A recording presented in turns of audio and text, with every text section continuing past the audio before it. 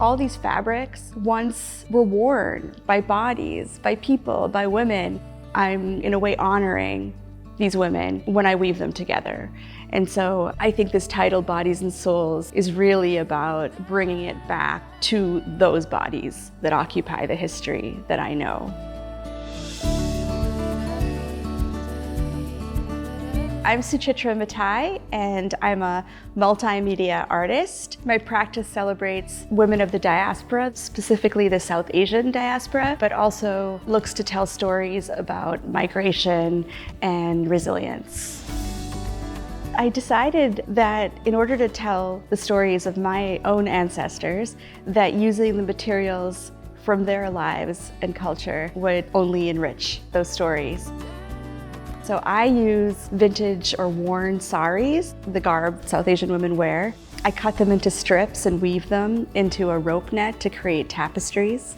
I also embroider and use a lot of found objects.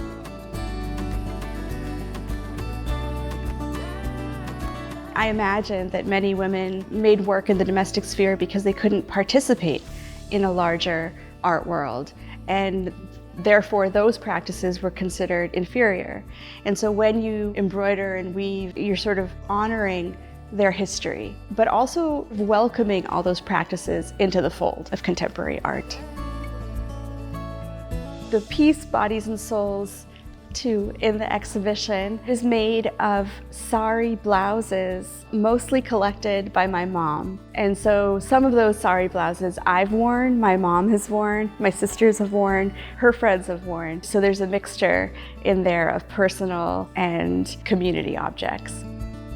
The frame basically acts as a border or boundary. In migration, there's a flow of bodies, there's a movement of peoples, there's an exodus sometimes.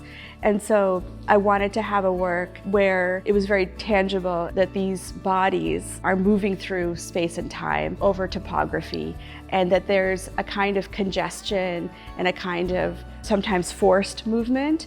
And so they sort of seep through the frame. The frame opens up and the bodies spill. I make this work from an emotive place, in a spiritual place, and so I want people to have a sense of empathy. That's what I hope people take away.